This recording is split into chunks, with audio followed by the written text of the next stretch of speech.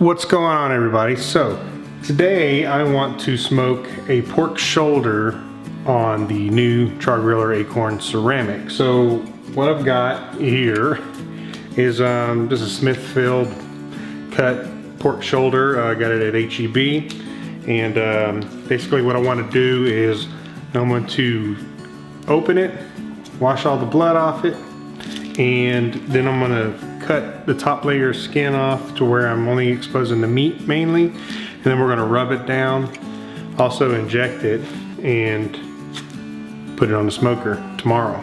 So this is going to sit and marinate for about 12 to 18 hours before it hits the smoker. Just want to let it really get in there with flavor. So let's get into this, shall we? Okay, what we got here is it's about an 8-pound pork shoulder. Not much of a fat cap on this one compared to what I'm used to seeing.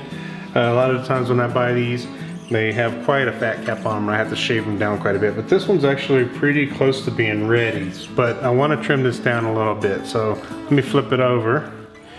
There's a little sliver of meat here. I'm going to cut this off just because it's bothering me. So I'm just going to trim it off like so. Now, I don't really do much trimming on the bottom side because there isn't a whole lot of trimming that needs to be done. These pork shoulders are marbled with fat throughout, so it's going to stay moist.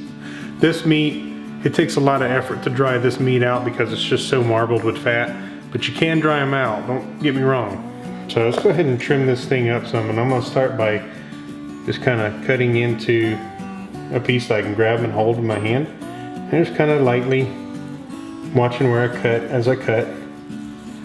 And we're just gonna, and it helps to have a fairly sharp fillet knife. I love to use the fillet knife on these.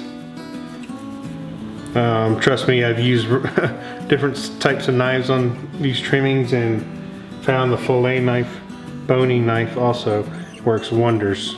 So I want to get into this little bit here too.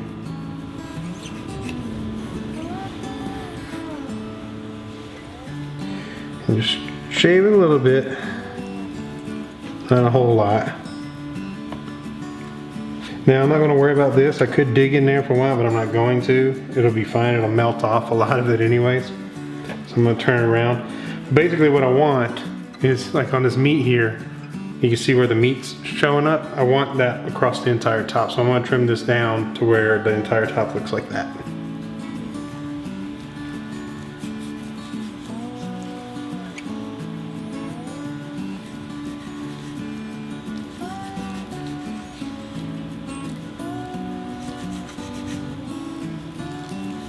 I'm trying not to be overzealous either. I don't want to cut meat if I can help it. I want to just cut the fat.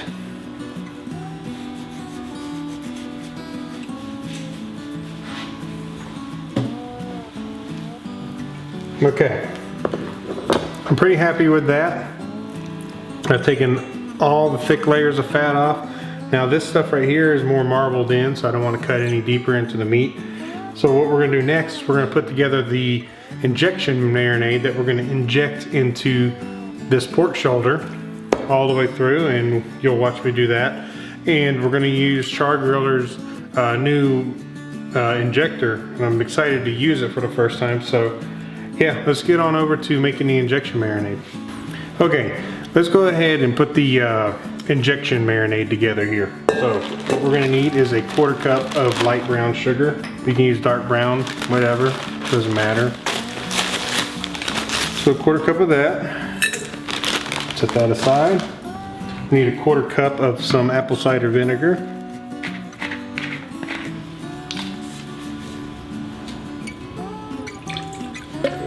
And there's that.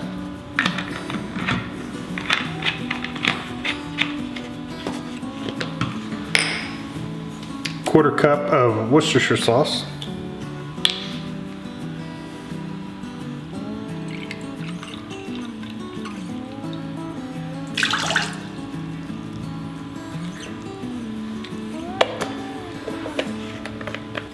Two tablespoons of kosher salt.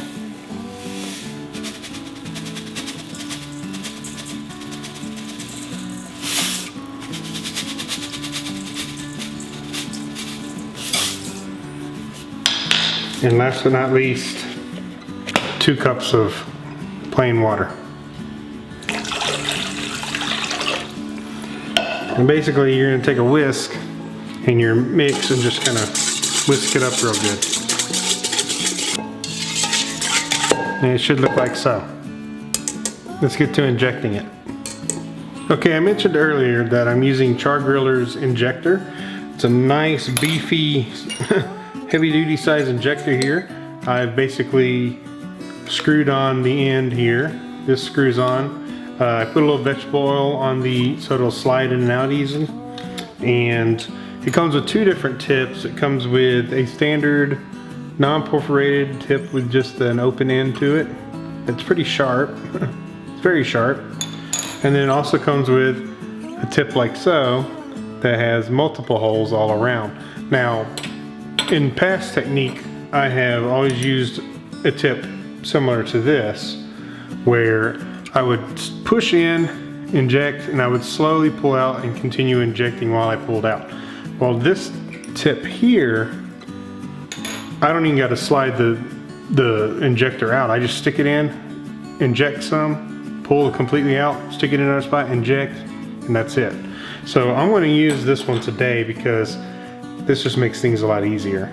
So just basically screw it onto the end here. And we got our injection marinade here, and we got our pork shoulder here, so let's get to injecting.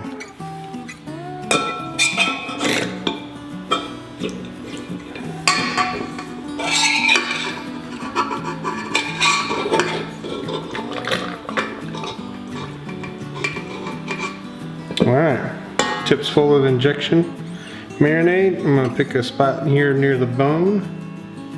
I like to start towards the bone area and work my way towards the shallower spot. Just going to stick the injector in all the way and inject. And then I'm going to pull out completely, pick a different spot, and inject. Okay, refill my injector. Simple as that, guys.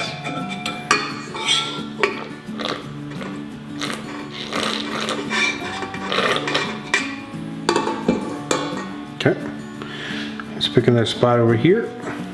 Go in as far as I can without going out the other side, of course. Inject. Oh, sprayed a little there. Not too bad. Slowly pull out. Another spot. Inject again. The rest that was in there. And keep going. Alright guys, so here we go with the rub. These are the things you're going to need. Let's go for this, huh? You need half a cup of brown sugar. The brown sugar tends to be clumpy sometimes, so do the best you can with it when you're doing this. Mine's actually kind of clumpy. So, but you want a half a cup of it. Just throw it in there. You can choose the breakdown you want. I'm gonna add a little bit more. Okay, so half a cup of brown sugar. 1/4 cup of paprika. I'm using this Sam's Club Tones brand. Tony's brand, Tones, I don't know. 1/4 cup of chili powder.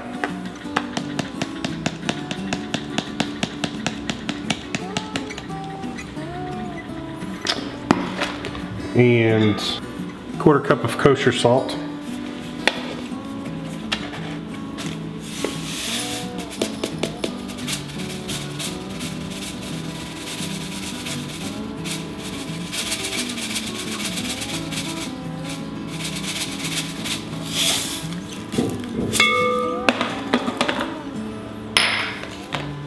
Two tablespoons of crab boil seasoning.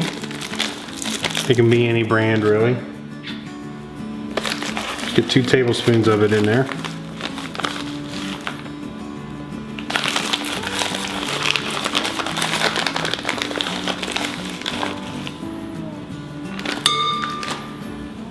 One tablespoon of coarse black pepper.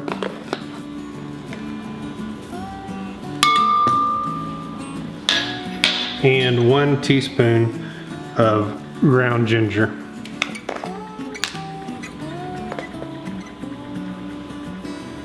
All right, we got all that in there. Let's whisk it up.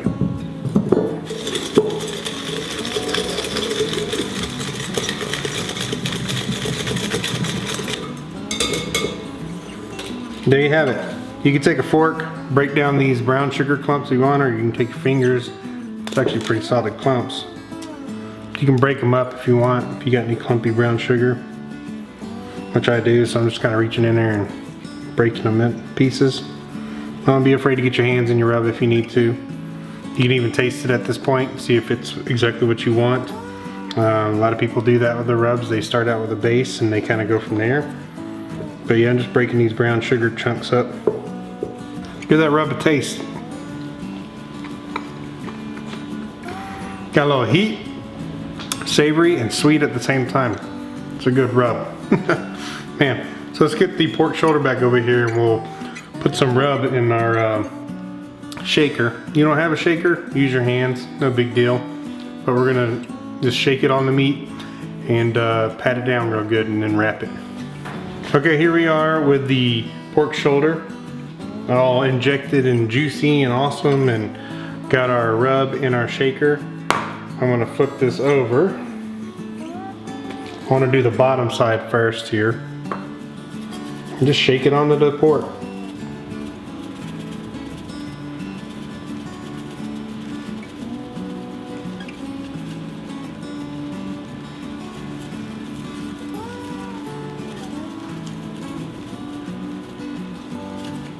Don't be afraid to put a lot on.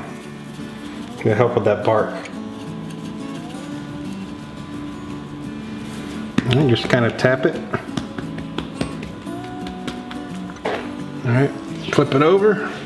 Do the same thing on this side.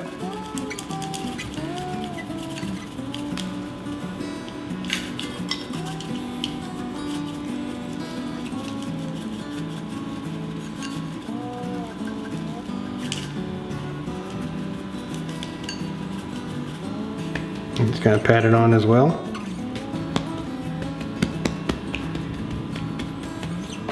And I'm going to flip it up, get the sides.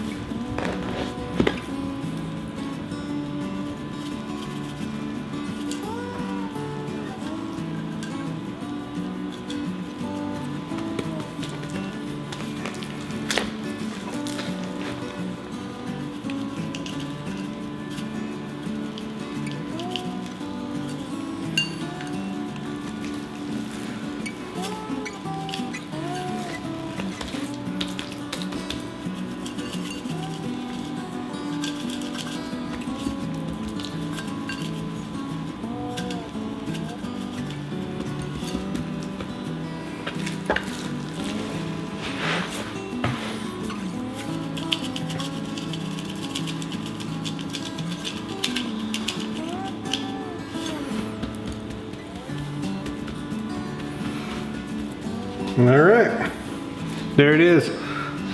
Get a little messy, no big deal. Wash your hands, it's all good. And I still have some rub left over, so what I'm gonna do is put this in a Ziploc bag and put it away. Use it for the next round.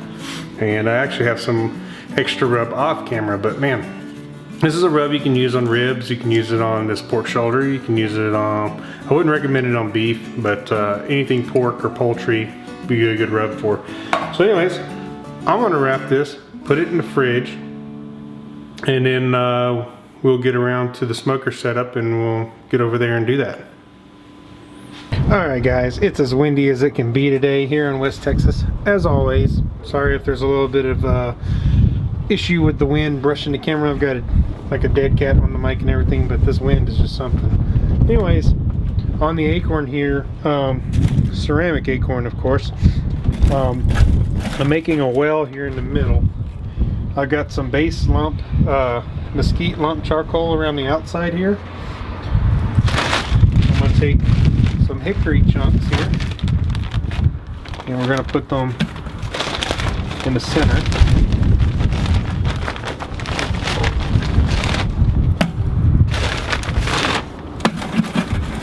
Good sized chunk there. And I'll explain why here in a moment what we're doing. So I put those nice chunks in the middle like so. Then I'm kind of going to move the coals over top. More just kind of over these. Then I'm going to top off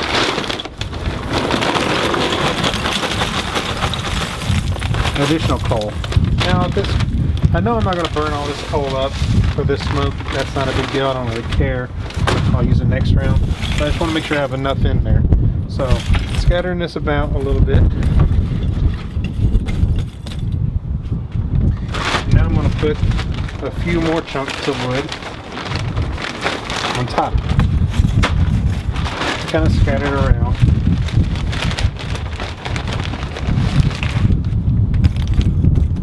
Like so. Small pieces are great.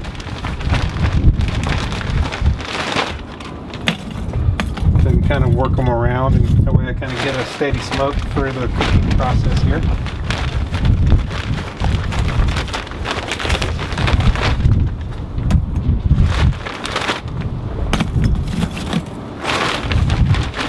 I want a good hickory smoke in this pork shoulder. I want the mesquite's a good base, but I want the hickory to really come out in the smoke. So I'm gonna put a couple more pieces in here. So I'm gonna find a couple of big ones, or bigger. So anyhow, that's how I want it, like so. The reason why I put the wood pieces in the middle on the bottom, that's where the oxygen is. When this fire is going, it's going to want to go towards the oxygen. So you're going to get a lot of smoldering in the center when you're smoking. And that'll be later in the cook as the cook goes. As these coals break down, it may get to those wood pieces, it may not, we'll see. But you really want it to, you want to be able to get it to smolder down in there. So that's my setup. It works good, gives me a good continuous smoke on these Kamados, and this AKORN has just been fantastic for smoking. Really good bang for your buck on these things. And I'm gonna go ahead and put my smoking stone in place, just like so. Oop, let me get it just right here. Stone's in place. Tomorrow I'll take it off and light the coals, of course, and put it back in place, and then put my drip pan, and then put my grates, which are dirty as can be right now, but I don't care. Just burns off, protects my grate. So just put these back in place, and we'll put the shoulder on about 5 a.m.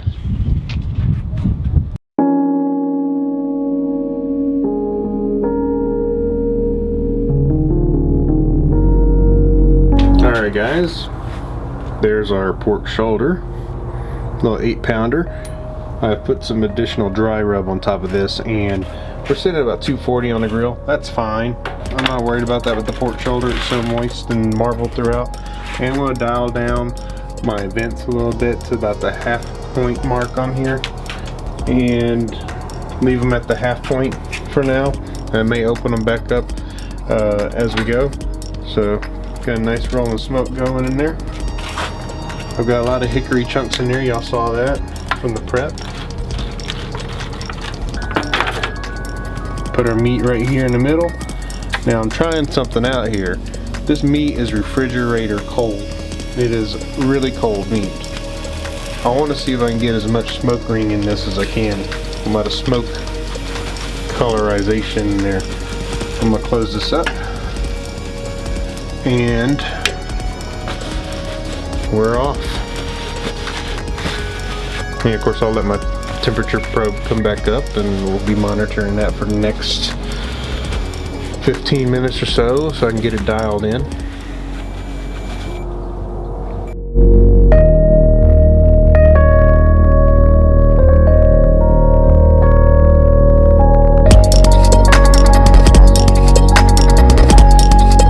Okay guys, so I've been dialing the vents up and down on this grill here. Right now I've got it set about the half mark, and then down here as well I got it about the half. I've been kind of running about 230 degrees on this grill. The meat's been on there for about 30 minutes or so now, and I'm not opening this up at all, because if you're looking, you're not cooking. I want to look as little as possible. With these AKORNs and these ceramic grills in general, but you don't even really need to look. The reason why I say that is they hold moisture so well.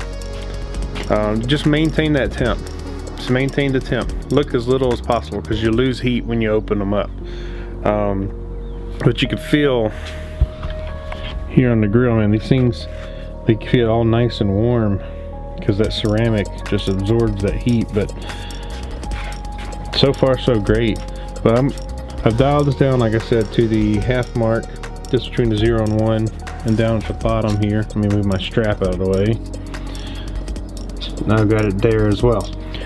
So once in a while I have to come out and just play with vents, just to kind of play with the temp. Not too often though. I'm holding at a steady. I'm holding at a steady 231 degrees right now, which is fine. Which is fine. I can go all the way up to 250 if I want, but I'm gonna see how this goes. And if the temp starts to dive, then I'll just open up the vent a little bit on the top and bottom. So right on, right on.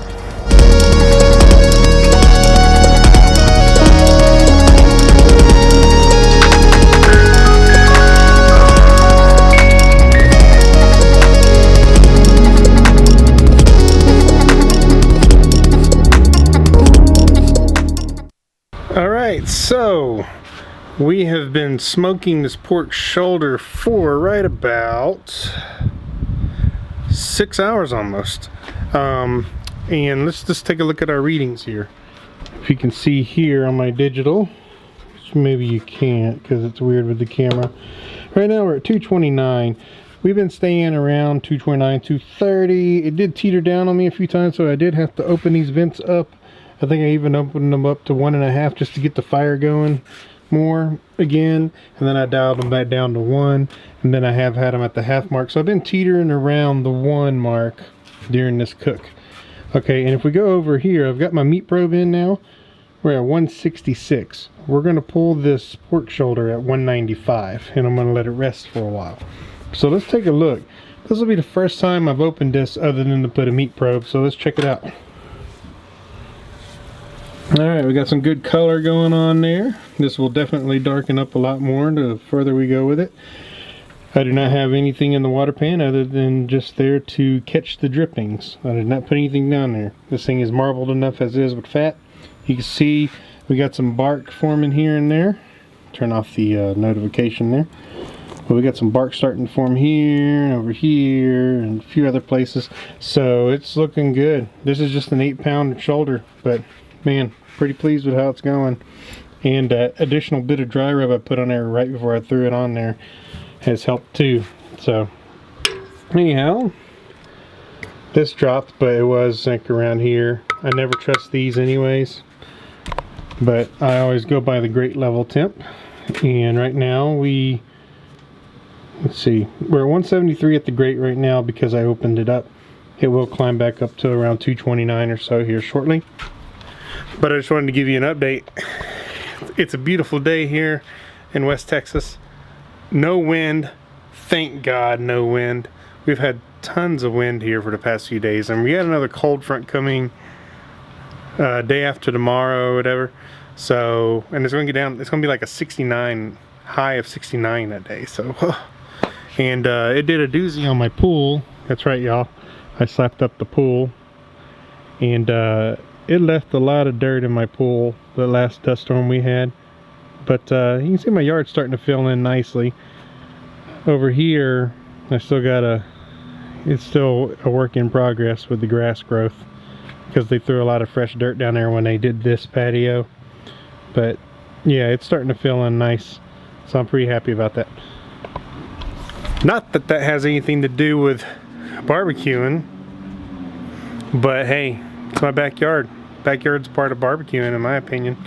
So anyways, guys, we will do another check-in when it's time to tear this thing apart, which will be this evening. I'd say it'll be closer to, it might be 5 or 6 o'clock when I have to pull this thing. I'm not sure. I'll have to let it rest for an hour and then tear into it. But I think this is going to be a great pork shoulder, so I'm excited about it.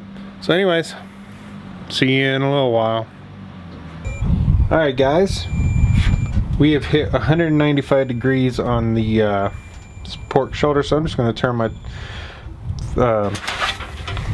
remote thermometer off. Open her up. Oh man, look at that, guys. Look at that. Let's zoom in a little.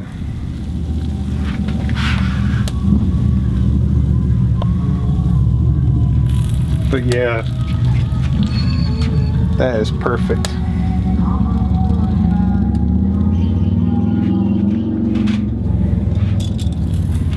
Go ahead and get my probes out and just kind of let them hang there. Alright. Go ahead and get my pan full of foil here. We're gonna pick this up and wrap it in foil. It's gonna try to fall apart on me here, because that's just what it does when it's this tender. It's a tender pork butt though. Ta-da! Set it over here. Got some leftovers on the grill here. So now I'm gonna close my dampers, snuff out the fire. Go ahead and wrap this thing up like so.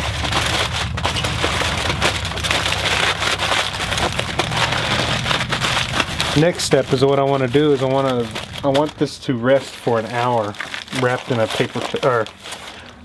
wrapped in a towel, or you can just simply put it right in your oven, let it sit in your oven for a little bit since your oven's so well insulated. Don't turn the oven on or anything, but just kind of set it in there and let it rest. So when we get to tearing into this shoulder, we'll get back to this. Alright guys, here's the pork shoulder. We've let it rest for a little while. I'm going to open it up here. There's a bone right here. Should be able to just pull it right out. Oh. Hot! Use my little claws here to help get it out.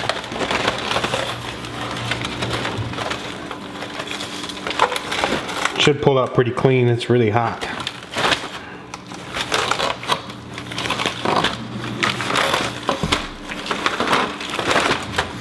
And that's the bone right there. Ooh, it's hot. Now I got my little claws here. I'm just going to shred this bad boy up.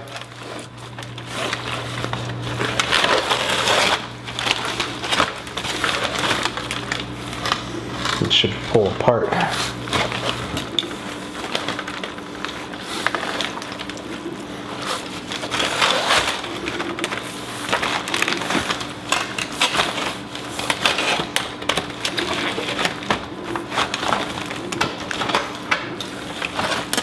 Real steamy.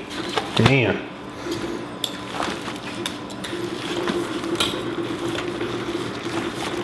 I can keep tearing away at this, but let's give this thing a try. Alright, I got the pork shoulder right here next to me.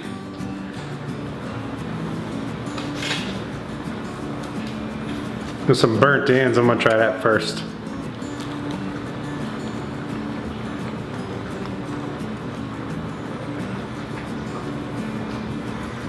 Man, I love burnt ends.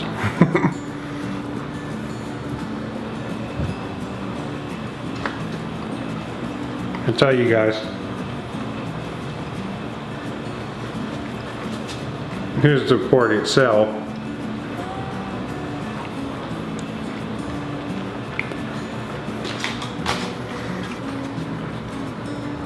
Man, that hickory is really in there. Don't mind me. Awesome. So anyways, you can try this style, try however you want, whatever kind of rub you want. I'll post the ingredients down below for those of you who want to give this a shot. Or maybe you just want to try a different rub. That's money. Cheers.